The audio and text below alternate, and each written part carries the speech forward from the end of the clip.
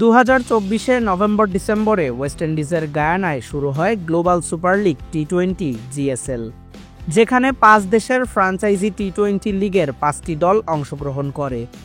বাংলাদেশের বিপিএল থেকে অংশ নেয় রংপুর রাইডার্স। শুধু অংশগ্রহণই নয়, বিপিএলের প্রথম দল হিসেবে বাহিরের কোনো টি-20 লিগে চ্যাম্পিয়ন হয়ে ট্রফি নিয়ে আসেন দেশে। যেখানে যাওয়ার কথা ছিল ফরচুন বরিশালের, কিন্তু কোনো একটি কারণে যেতে পারেনি ফরচুন বরিশাল। সেবার যেতে না পারলেও এবার গ্লোবাল সুপার লিগ টি-20-র দ্বিতীয় আসরে খেলবে ফরচুন বরিশাল।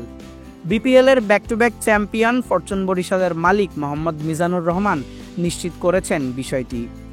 জুলাইয়ের 8 তারিখ থেকে শুরু হতে যাওয়া গ্লোবাল সুপার লিগ টি-20-র দ্বিতীয় আসরে ফরচুন বরিশাল দলে বিদেশি ক্রিকেটারের জন্য অধিনায়ক তামিম ইকবাল ইতোমধ্যেই Kyle Mayers, Jimmy Neesham, James পুলার্ডদের সাথে কথা বলে রেখেছেন।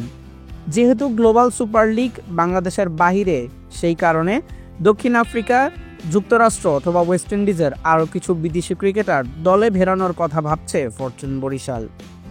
এছাড়াও লেগ স্পিন অলরাউন্ডার রিশাদ হোসেনের এটি হবে গ্লোবাল সুপার লিগ টি-20-র দ্বিতীয় আসর। প্রথমবার রংপুর রাইডার্সের হয়ে চ্যাম্পিয়ন হয়ে ফেরেন, এবার ফরচুন বরিশালকে গ্লোবাল সুপার লিগেও চ্যাম্পিয়ন করার পালা। সবকিছু ঠিকঠাক থাকলে জুলাইয়ের 8 তারিখ থেকে গ্লোবাল সুপার লিগ টি-20-তে দেখা যাবে বিপিএলের 2 আসরের চ্যাম্পিয়ন ফরচুন বরিশালকে। সকল আপডেট পেতে চ্যানেলটি সাবস্ক্রাইব করে আমাদের সাথেই থাকুন।